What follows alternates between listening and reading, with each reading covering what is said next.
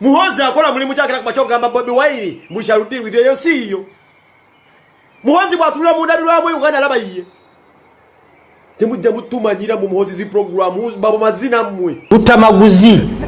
champion work spreading hate. So bwe twogera ku kakundi ka mwami Museveni akagabenye nsiya. Nimutwala obugagga bw'eggwanga.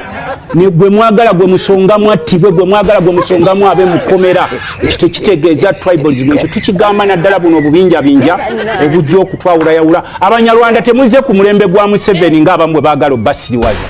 Museveni abasanga wano nga mukola jamu era tewali yali abalumbye waliwo akasajja akamukenda bakagende ennaku ezo kadde kavuma ne Katikkiro Mayiga nga kagenda keefuula mbu kekalwanirira abanyarwanda abanyarwanda musajja go abasanga wano bwoba olina byonoonya mu gavumenti sigwe oyogerera abanyarwanda ate bw'olabanga ggwe nga bakunyigiriza wano wooli eggwanga ggazi osobola okunoonya ekibanja ewalala n'ova we bakusasula. Kitokota mu ggwanga Uganda birungi si birungi ampuliriza ntandise n'obutambi obwo bubiri mbadde nina ensonga kubanga maaso awo ogenda kubeera ng'obitegeera lwaki tutandise n'obutambi obwo. Bannayuganda bangi abatulugunyizibwa era nga babuzibwawo abalala ne battibwa naye Gen. Muhoozi ng'omu ku basajja abakulira amagye mu ggwanga tavangayo kusiinyana ku kigambo yadde n'ekimu ekiviirako bannayuganda abamu okutibwa yadde n'emmundu oba oliawo. Kaakati bw'avaayo n'agamba nti Bobi Wine we shall deal with you, bannayuganda bawulira batya nga bangi abattiddwa nga tavangayo kukondeminga bikolwa ebyo eby'okutugumbula bannayuganda ate nga yakulira amagye. Kaakati nno bwina amaze okufuluma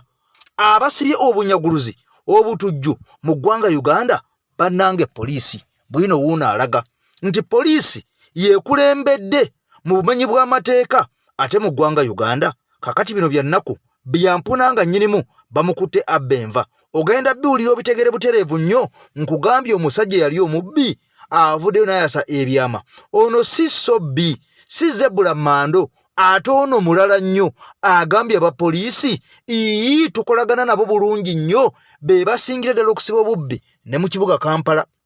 Bigambo biwulire bya nnaku nnyo kati ng'ebyo bitadde ku mabbali endooliito ezigenda maaso mu bakomuredi aba NUP zongedde okubeera nga ziranda era ebigambo mbikuleetedde abasajja nga beerumiriza ekyengulu n'ekyemmanga ani yalya ani ali mu lukulu obutalya. Kaakati nno nze Ekemase mabega w'omuzindaalo nsumuludde bwe ntyo. Kaakati nja kusaba vidiyo sooka ogimpere ekigalo bw'obanga oli mpya ku mukutu gwaffe kubanga bino by'ogenda okuwulira bw'onoobisibwa togenda kuddamu kubiwulira wantu walala wonna. Njagala nnyo tutambule ffenna n'omulongoosa omuluutansozi kubanga onatuteramu amafuta ebitulemeredde musajja watu n'atukwatirako embeera nesobola okubeera ng'eyanguwa n'etuwawukako naffe ntubeera nga tukutuusako amawulire g'olina okubeera nga otegera. Kaakati nno mukwano gwange ekigenda maaso mu gavumenti ya mwami Museveni kifumba mutuku. Omusajja amanyiddwa nga Sheikh Kiti oba Haji Kiti oba Sheikh Kiti ebigambo si birungi. Waliwo emboozi emaze okubeera ng'efuluma ono agenda kutugumbulwa ono agenda kuttibwa era nga n'ensonga egenda okumuttisa omusajja agirambuludde n'agiwaayo mu bulambulukufu bwayo ogenda gitegeera. Wabula Sheikh Kiti ono yavaayo n'akakasa ensi eno n'agamba bwe mannategekerwa kufa masasi agosinza gawona omutonzi waffe yasalawo. Kaakati n'ebigambo byonna ogenda biraba nga bw'obiwulira. Kansooke nkutwale butereevu nnyo ew'omusajja ono akakasenga poliisi bwesibye obubbi mu Uganda ne mu kibuga Kampala. Tutandikira olunaku olwaleero wabula vidiyo sooka ogiwe ekigalo. Njagala ogende ku poliisi owaabe omusango mbu gundi yanzibye oba gundi yankubye bagenda kugamba leeta amafuta bibaayo leeta amafuta tugende tukwata omuki omubbi ate n'omubbi singa bagenda okumukwata ng'akusinga ku ttooke agenda kukulekayo. Abakuumi ababbi abakyaliwo poliisi naddala abo abasirikale abapoliisi abatambulira ku bupiki omulimu baagusuula ettale. Nze nkuleetera ababbi be mmanyi kati ab'obupiki bawerekera ebizibiti waliwuddeko omusirikale nga akutte ekintu n'agamba kino twakikutte baba n'amasimu g'abayaye mu ghetto n'amugamba afaana eno ngenda kukolera wali olina obeera ku kido singa olaba guwunye gujja kujja okubeera abiri mu bbanga okole ki ontaase omutemu wagwe kukola ki weekuli. Kati abo ab'obupiki tebalina mulimu gwe bakola balipotingira mukama waabwe kapicha ako kalaba ka police okatuulako oyina okuba nga olipotinga mukamaawo buli piki bagisasulira olipotinga si buli omu bamu we bali awo tebaba transfer nga bali awo transfer yo mulimu gwe kujjayo kapiki neyeetoola mu kibuga bwalaba nga oba otadde ekigundi kyo ku piki ng'akugoba olukwata n'ekiba kya muntu wakibbye ate si omuntu omukutte ayina ekizibu kyomulaba akibbye ku piki mukandamizo mugambe wakituttewa TV zino zakolanga nnyo uno twamukutte n'ekino kikino wano olukwata n'ekintu bakussa wali nga bagamba tutemere genda n'ebintu byo nga akanamba kakano bw'onaabanga oyinayo wayagala tukuyisaawo so mbadde nsaba akulira poliisi mwongere transfer naddala abaserikale abali mu Kampala babbi naddala abatambulira ku bupiki babba ababooda kati genda awo ku Namirembe Road awo waliwo awo abali muleeya omuntu akulaza ali mu kukola ali ku luguudo avuga kapiki ke alese abaana ewaka oluusi yava mbubbi wakakuba omukalekawo temutaddeyo nakapande kakyama eno olujja olumala okukayitamu ng'omugwira bapiki ogikwata tomubuulidde wano tebayitawo ne wabula bannaye ekintu nange kyantuukako amakubo g'omukampala tekuliko nti bawe nowanuwe ogigwamu akapande okusoosoterera babbi beba babbi abaalemu eno kati obubbi bukyuka buli lukya agamba afaana ndi ku luguudo luno buli wiiki ngenda kukuweereza 5 kati gwe newakwata ng'oli ku piki n'ogaana omuwa zayagala aganyabo piki yo bagiweereze ne bagisaako omuki waliwo Katemba atali musasulire agenda maaso mu ggwanga Uganda kakati omusajja akugambye gwe bw'oba oyagala okukakasa nti tolina ssente omuntu ng'akuzizzaako omusango bw'aba alina ssente ojja kusigala mu kkomera omusajja asigale ebweru omusajja agambye nti poliisi yeekulembedde yeekutte bendera mu kusiba babbe mu kibuga Kampala ne mu ggwanga Uganda yonna okutwaliza wamu kakati bino byonna ng'obitadde ku mabbali waliwo Katemba agenda maaso ku basajja bano Abanyarwanda oba beeyita abavandimwe era nga bano baalonze mbu chairman waabwe ye Frank Gashumba jjukira nakoledde akatambi nga Fred Mukasambidde y'omu ku balayira okuweereza n'obutasamu ku butasamu oyo ku gundi eno gurupu eno ey'Abanyarwanda wabula ensi yeebuuza Abanyarwanda bano ani abasosola mu ggwanga Uganda era Abanyarwanda bano kiki ekibatuusaawo n'okubeera nga beekolamu obukundikundi obuli mu Eastern obuli mu Central obuli mu Western obuli mu Eastern n'emambuka ga Uganda era ne babeera nga balonda abantu abagenda okubakiikirira kakati wano waliwo logic ki aliwo era science ki ali mu nsonga eno ey'Abanyarwanda okubeera nga balowooza nti bannayuganda ate nga balina ensi yaabwe ey'e Rwanda omuntu ayinza okwebuuza lwaki Abanyarwanda bagamba nti babasosula mu ggwanga Uganda ng'ate balina ensi yaabwe ey'e Rwanda lwaki bano tebakwata ekkubo ne badda e Rwanda nga bannaabwe bwe twalaba mu 1999 ng'olutalo luwedde baakuba ente zaabwe baakwata ebintu byabwe ne badda mu nsi yaabwe ey'e Rwanda kakati bano baasigala wano lwaki bakaayana ne basimba ne Nakakongo ne bagaa nti okufa n'obutanyagwa mulina okutuwa paasipooti nga bannayuganda mulina otubala nga bannayuganda wadde nga tuli Banyarwanda kiki ekibagoba e Rwanda munnayuganda bw'ogenda e Rwanda bayinza okuwa paasipooti ey'e Rwanda nawe ne weeyita Omunyarwanda lwaki abasajja bano batufutubbalako kakati bano njagala nkulaga akakundi kano engeri gye kalonzeemu akakundi kano kalonze abakulembeze era ne bawera okuweereza bannayuganda ne bongera okuwera nti bagenda kukola butasamu ka butasamu oyo okulaba mbu nga Abanyarwanda bonna basembezebwa ku mwanjo n'okubeera nga Abanyarwanda bano batuusibwa mu State House ne mu Parliament batwalibenga ensonga ennene wabula abantu bangi abava e Kenya tebakola bwe bati abava e Congo tebakola bwe bati abava e Tanzania tebakola bwe bati lwaki omuntu alumwa nnyo ng'omugambye nti gw'oli Munyarwanda wadde nga Munyarwanda era ng'eggwanga lye Munyarwanda era ng'ava Rwanda lwaki anyiiga nnyo bw'omugamba nti oli Munyarwanda Omukongo bw'omuyita Omukongo tanyiiga owe Kenya bw'omuyita Omunnakenya tanyiiga Omulundi bw'omuyita Omulundi tanyiiga n'Omudinka bw'omugamba nti oli Mudinka oli mu Sudan tanyiiga lwaki Omunyarwanda anyiiga ng'omugambe nti oli Munyarwanda ulire ebigambo bibino. Olukiiko lufuzi olw'Abanyarwanda abazaalibwa mu Uganda olwa Council for Abavandimwe abalondeddwa balaze ebituukiddwako n'ebyenkizo bye bagenda okuzzaako. Frank Gashumba yalondeddwa nga ssentebe ng'amyukibwa Dr. Lawrence Muganga. Abalala abalondeddwa ku lukiiko ye Fred Bahati nga ye Vice Chairperson Eastern, Rogers Bulegeya Vice Chairperson Central, Sala Mutesa Kero Vice Chairperson Northern Uganda, Jacqueline Babazi Vice Chairperson Western Uganda n'abalala. Okutulonda okuddamu okusavinga mu Council for Abavandimwe nze nga nze chairman kiraga obwesige bwe batutaddemu olw'emirimu gye tukoze. Gashumba ssentebe omujja agamba nti bingi ebituukiddwako Abanyarwanda mu Uganda okuli okutuusa mu Parliament ensonga z'okubasosola era nga kati kirindirire President Museveni okusalawo ekyenkomeredde. Ffe kibiina ekyasobola okulwana nti discrimination against Banyarwanda in Uganda ensonga eyo etwalibwa ku folo ya Parliament neyogerwako ekifembayo. Ffe kibiina era ekyasobodde okulwana omwaka guno 2024 ensonga y'Abanyarwanda neetuuka mu cabinet y'eggwanga era Prime Minister bwe yali mu Parliament uli yagamba nti ensonga y'Abanyarwanda eri already mu cabinet era omukulembeze agenda kuyisa executive order. Gashumba yagambye nti Abanyarwanda bongedde okumanyibwa mu Uganda ng'omwaka ogujja essira lya kuteekebwa ku kumalawo okwetya mu bangi. Batya okugamba nti nze Kayitale Peter ndi Munyarwanda. In the process olw'okuba batya bending up nga bawadde abanira ne Internal Affairs wrong information tebagibawa nti kiri deliberate nero okutya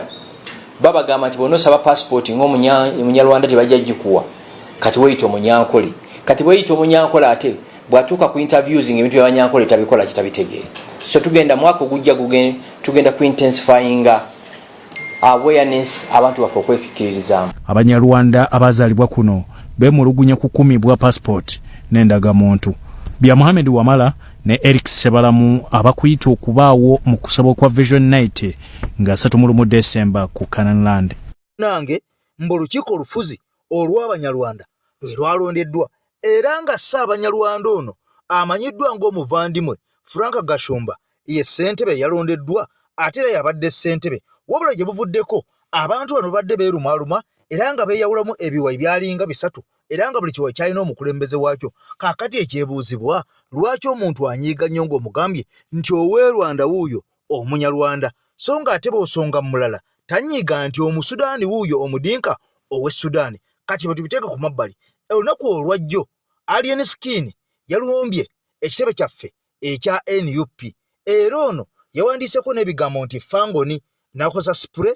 eyeewandiika. Ensi ne yeebuuza omusajja ono kigambibwa yakava mu kkomera ate nga ge mazima amatuufu nga kigambibwa nti ono yabba essimu eya Aitero n'atta n'omuntu mulamba wabula omusajja ono yaweebwa beyiro era n'ateebwa. Kakati ekyebuuzibwa lwaki omusajja ono bwe yateebwa atandise butandisi kukola ffujjo. Kitegeeza nti omusajja ono n'ebyagenda maaso wali ku ddwaliro ery'ensambya okuwamba abasawo okubayisaamu ensambagere n'okkuba abakuumi abaali bakuuma ku ddwaliro. Ebintu bino byonna byali biteeketeeke era nga bino byali mu pulaani kubanga Alien Skin atambulirwako ab'amagye aba SFC. Ekyo tekiriiko kulanga buli Munnayuganda yenna akimanyi nti omusajja ono atambula n'ab'amagye. Kitegeeza nti ab'amagye bano bwe baba nga batambula ne Alien Skin ne bamukkiriza okukola effujjo era nga effujjo eryasooka lyafiiramu n'omuntu mulamba n'atwalibwa ensambya ne babeera nga musajja bamusanga nti yafa era nga abantu bano balumba n'abasawo ku ddwaliro ensambya ne babakkakanako ne babakuba emiggo egyaboosa omuliro era nga n'abakuumi basecurity guards abakuuma ku gate bano babakuba emiggo emiyitirivu ennyo ne baweebwa n'ebitanda wabula nga ate abatambula na Alien Skin basajja ba UPDF abawedde emirimu aba SFC abamu ku bakuuma pulezidenti oba bakumu ku bakuuma General Museveni era nga bano bamuseti house. Kakati nga kino kitegeeza nti abantu abakola effujjo ku Bannayuganda be bakuuma ddembe bano abatambula na Alien Skin kubanga singa tebabadde bo lwaki tebamukomako kulina effujjo lyagenda ng'akola wabula waliwo okulabula kuno kwakolebwa mabegako ku ffujjo liri eryasooka Alien Skin lye yakola. Kati njagala oli ebigambo bino nkukomyewo tugenda mu bigambo by'omusajja Sheikh Kiti enteekateeka zonna z'amaze dde okubeera nga ziggwa omusajja ono mbwe okutugumbulwa agitwambuzeewa so polisi w'ekidongo yateesooka omuveeku ng'abantu mulimu omuntu afudde obubongo bubeera bwa kisiru bu documentary kati nkubuulira weekuumire ku mukozi Lucifer ngenda kukubuulira ze bye nabiraba dda Uganda tosobola kubeera w'amaanyi Uganda tosobola kubeera w'amaanyi bbanga lyonna ng'okintu kyokola kubeera muzzi wa musango muntagingire Nimrod abadde asibye Alien Skin ku bantu ne TV Galaxy ngenda kwogera ekigambo Nimrod kiyinza okuba Nimrod kyali wange naye omulasito yakola ku omulasito yani yakola ku gundi ya Nimrod omulasito yani there's a very good rasta guy ali awali poa ane dobozi ddene kyali ali awo rasta man simanyi linnya lye naye is a good presenter naye mutaginge Galaxy kati nganda babuulira era kano mukasalemu waliwo ekikolimo ekijja mu bulamu bwo teri agenda bbaga bintu bino I don't know if I'm in my last days but in that anointment gyenfunye yanzika kona endiko ku bwonko kati ndiwo okubuulirira abantu there is what they call an omen oba omuzimu omukyamu waliwo ekikolimo kyosobola okujja ku muntu obulamu bwo bwonna waliyo ekikolimo kyoyinza okujja ku muntu obulamu bwo bwonna nga takusonyiye ningo jagala n'ekikolimo ekyo olunaku Alien Skin yafuna ekikolimo kweteeka ku Bobi Wine kikyentegeeza Bobi Wine asudde ababaka bangi asudde abantu b'ettutumu ayinza okuba Bobi Wine teyajja kwenganga kukuba bikonde nene kudakimanya wamujjako ekikolimo ekyo kyakwambala ekyokuvuma Bobi Wine omumanyiro mwepikamu nga basajja banna abakutute wa Museveni babebekulu baali bamulemwanze ne Mugagameri bebe ku Bobi Wine tumulwanisize ebbanga music tandalifukana MOP yali yatule madda kati gwe nojjo omusaayi omuteri bagamba nti osobola oli ebikoola nti osobola Bobi Wine obireko by'omuyingira mutekewo ekibuli muyawo zinde zibanye ameye anelde nategeera nti gwe owedde nategeera omuzimu gugenda kwambala muganda wange nenjo kutali gutasaako omuzimu oguli ku Bobi Wine wamumanyira bibiri omukisa obw'omuzimu watwala omuzimu gwe guli ekikolimo ekisiraani kyakikuwa n'agamba genda ensi ejja kukulamula muli kati abantu babiri abalimu emizimu egyo fakti mulimu abantu basatu bemmanyi abajjako Bobi Wine omuzimu ogwo waliwo gwe bayita Sipapa eyakwata buno mu vidiyo mubusalemu eyakwata emmundu n'alumba omusajja nga ali mu lukiiko n'abantu abamukkiririzaamu n'abasindirira amasasi Sipapa aliriddawa is I don't regret not being alien fan.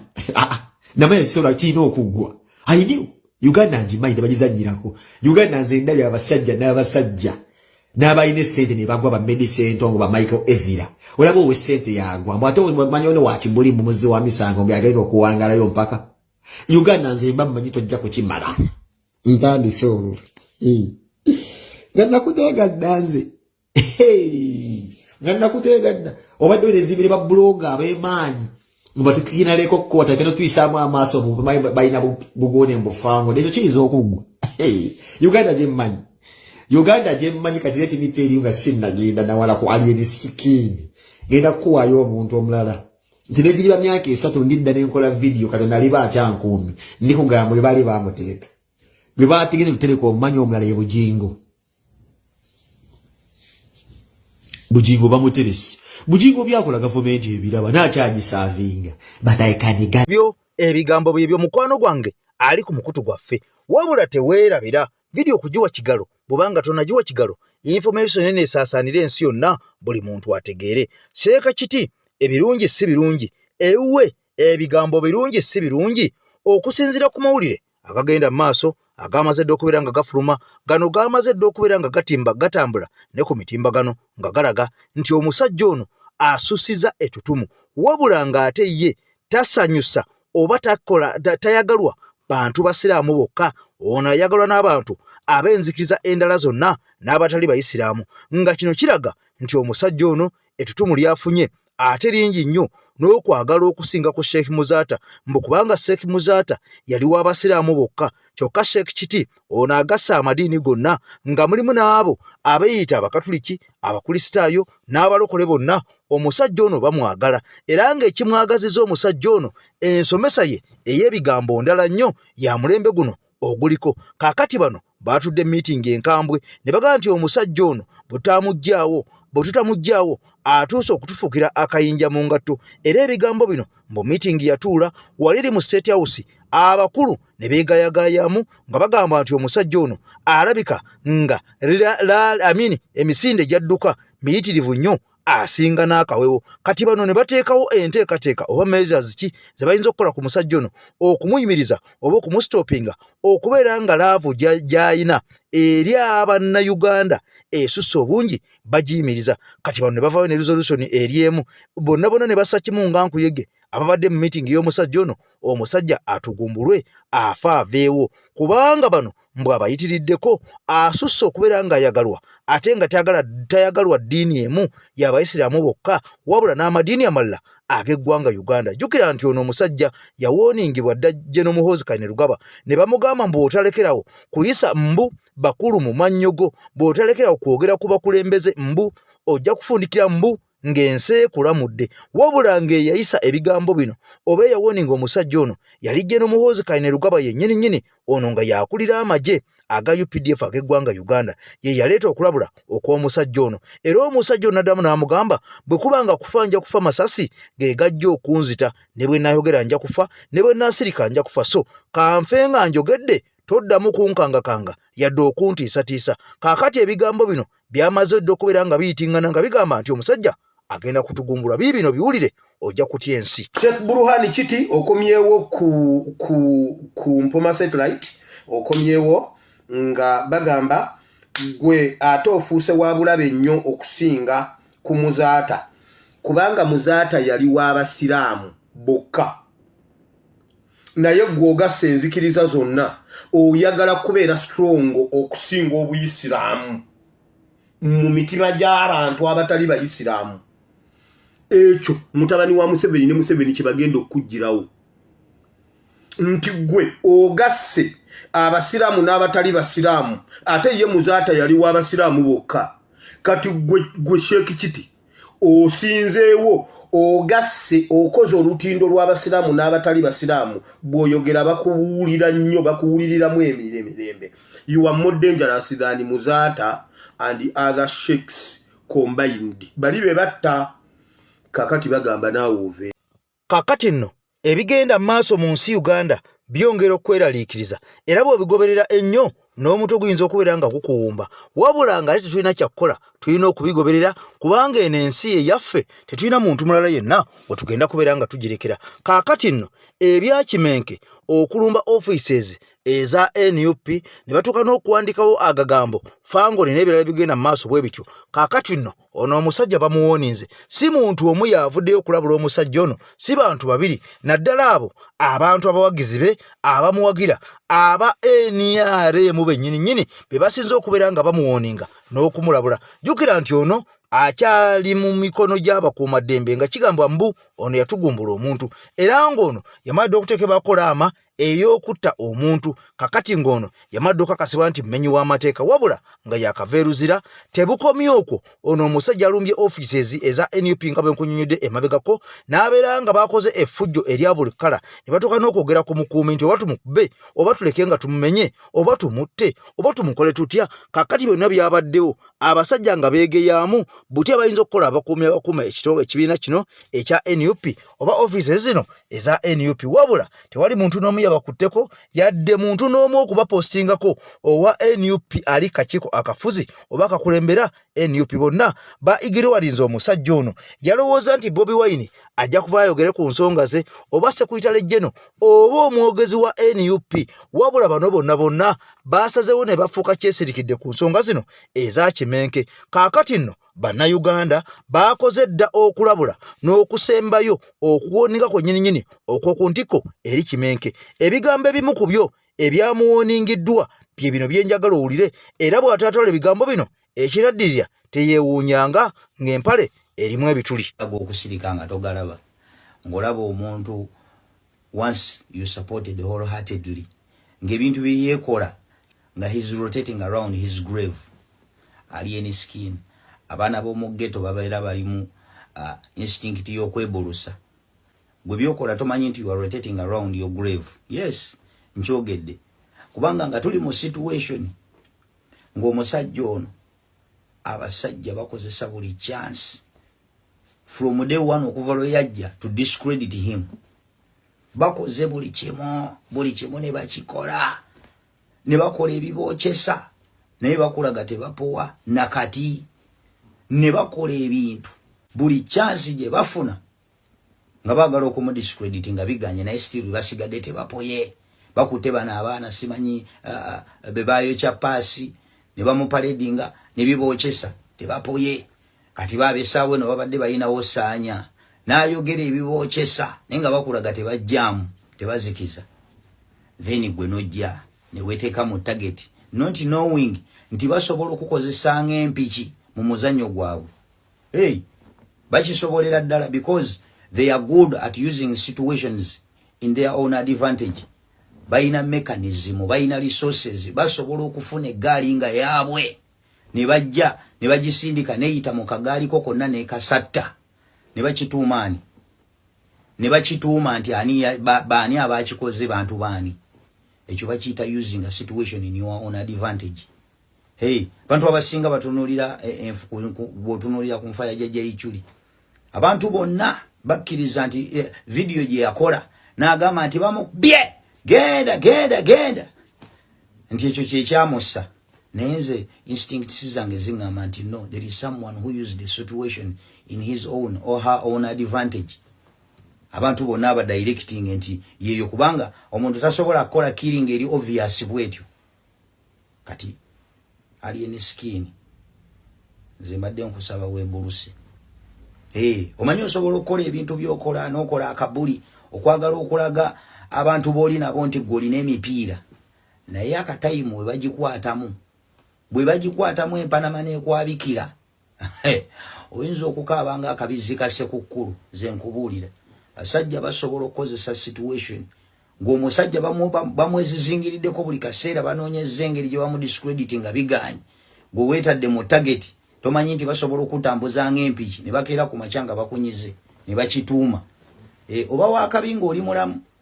naye bw'omala okuyingira ettaka nabono bonna ababadde bakuwagawaga buli omu asaasaana baba ku mulala.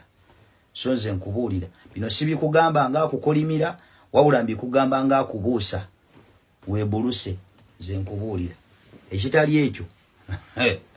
kye nayogedde tekyansimattuse. Byonna byokola you are rotating around your grave kuba bano abasajja bali desperate okufuba okulaba nga badiscrediting omusajja ono. So teweteeka mu target kufuuka mpiki gye bagenda kukozesa mu muzannyo gwabwe ate nga bakisobola kuba tebakyaswala. Buli kimu basobola okukikola singa balaba nga kisavinga in their own advantage. So please nze nkugamba ebigambo bino togeza n'odduka nga tewali akugoba. Yes, I'm out. Kaakati nno ebigenda maaso mu diaspora byeraliikiriza era abasajja beegudde dda mu malaka abamu ku bannastruggle abali mu diaspora ate nga bano bagudde malaka omu ku bakulembeze aba diaspora. Kaakati nno ebigambo bino nabikunyonyodde mu katambi kaffe akaasoose wabula kaakati ku luno nkuletedde omusajja kennyininyini ayogerwako dokita ono mbu y'omu ku bali emabega ow'okulya olukwe mu NUP. Ebigambo bino nga byogerwa Umaru Kisekka ali mu diaspora mu ggwanga lya South Africa ng'ali wamu ne comrade Half London nga bagamba nti omusajja ono mbu baamwesiga ne bamubuulira ennaku gye bayitamu ne bamubuulira ebyama byabwe. Kakati mbu omusajja n'akwata ebigambo bino n'abiteeka ku mutimbagano ensi yonna ebyewuliryeko olwo asobole okwanika n'okuswaza abasajja bano Umaru Kisekka kw'ossa comrade Half London. Kyokka nga n'abasajja bagamba nti ebigambo bino babyogera naye babyogera mu bulumi era n'embeera gye bayitamu baagibuulira omuntu gwe balaba nti nno y'omu ku bakulembeze asobola okubayamba. Wabula omusajja ono avuddeyo n'abaako ebigambo byayogera era mu bigambo bye yeye nnyininyini yeeyogeredde ebigambo bino bye njagala owulire byenjagala osengejje byenjagala oteeke mu mutwe gwo weebuuze lwaki ayogedde bw'ati era ensonga y'Abamala Kisekka agikoonyeko naye ng'agikoonako agiwumbawumba lwaki agikoonyeko bw'ati bw'aba tagikoonyeeko olowooza lwaki tagikoonyeeko ate nga katambi kano yakakafulumya nga Omala Kisekka ne Comrade omusajja Half London baamaze dda okuta ebigambo byabwe bye bayogedde dda emisana. Bannankyukakyuka mwenna mu diaspora ntuusa obubaka okuva mu NUP diaspora leadership okubeebaza okwetaba mu kaweefube yakolebwa okuwagira baganda baffe abaali mu kkomera erya military court martial okumala emyaka 4 n'okusoba nga kwotadde Olivia Lutaya ne banne awamu n'abalala abakyaliyo mu kkomera lino n'abangi abakwatibwa abali mu makomera abattiddwa abali disappeared awamu n'abalala tubasabira era tugenda babeererawo nga NUP diaspora team neebaza chapter zonna eza diaspora ezeetaba mu kaweefube ono oba fundraiser eyakolebwa NUP diaspora China chapter tubeebaza South Korea NUP diaspora Japan NUP diaspora UK NUP diaspora Belgium Netherlands ne NUP diaspora United States awamu ne chapter endala ezeenyigira mu kaweefube ono tubeebaza we mujje Katonda abaddizeewo era tukubiriza abalala mwenna abataasobola kwetaba mu kaweefube ono okulaba nti nammwe mukola welfare efforts zino mu chapter zammwe obubaka mubuweereze ku kitebe kyaffe ekya NUP secretariat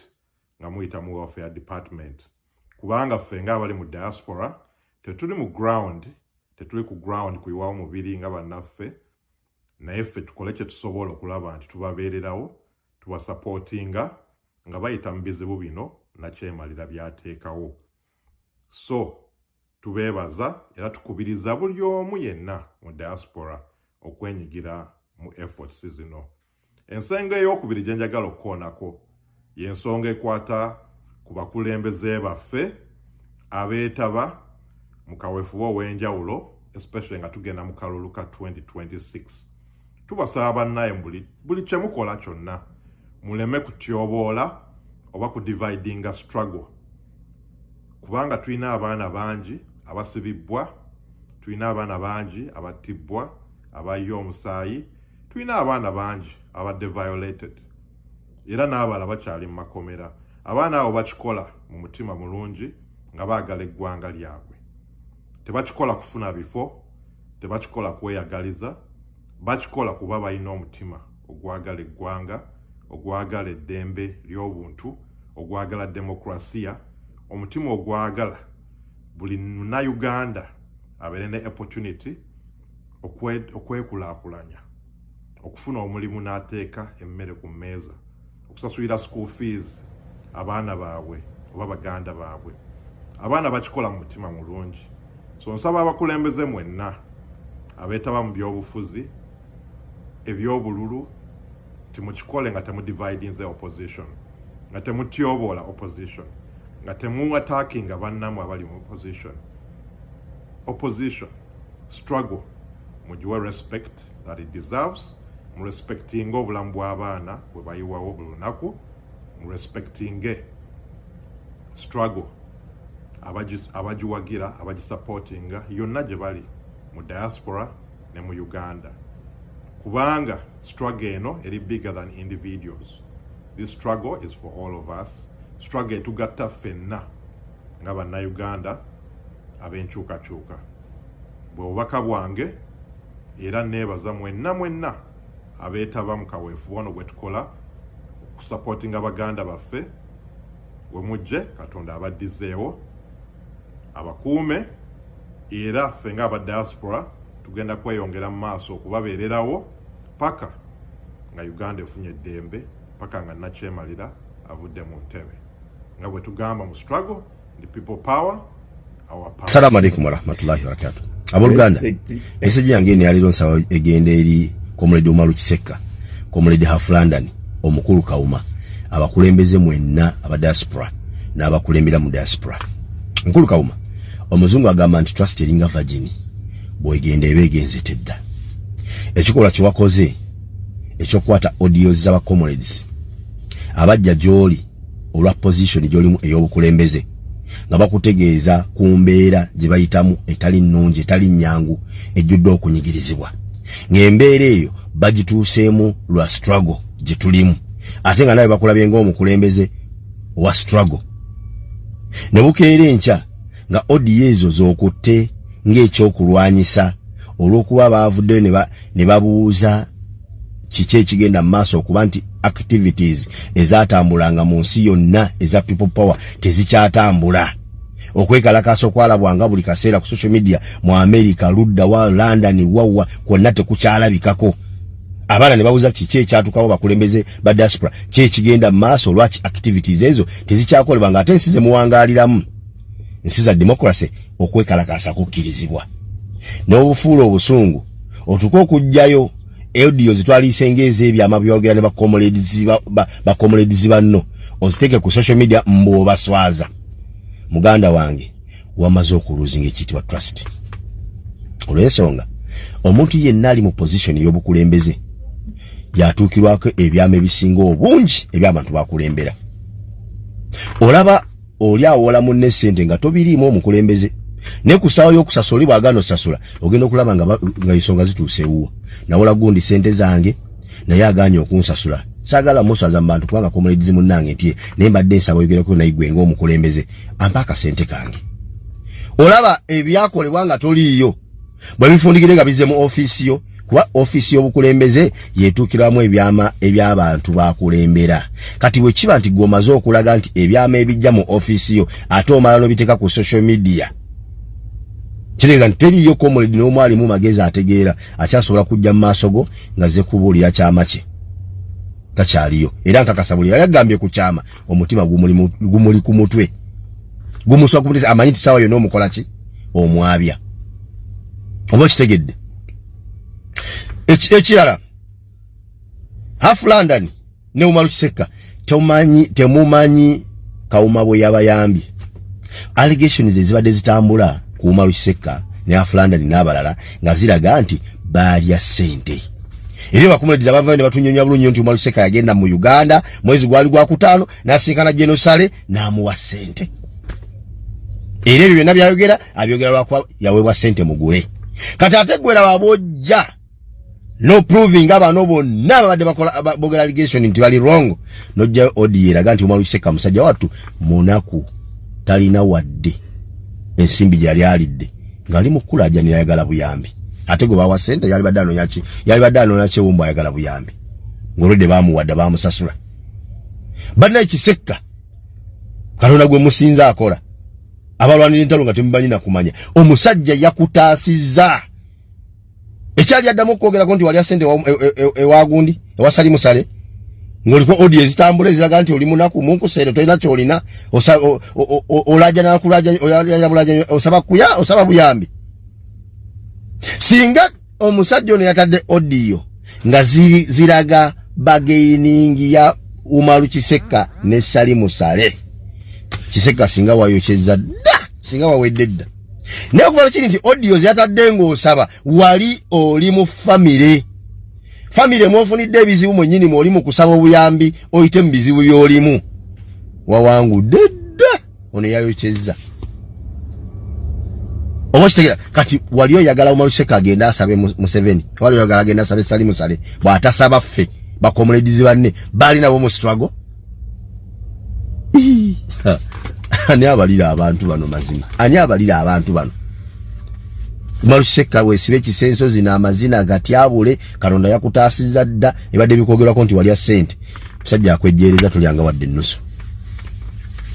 ekisembayo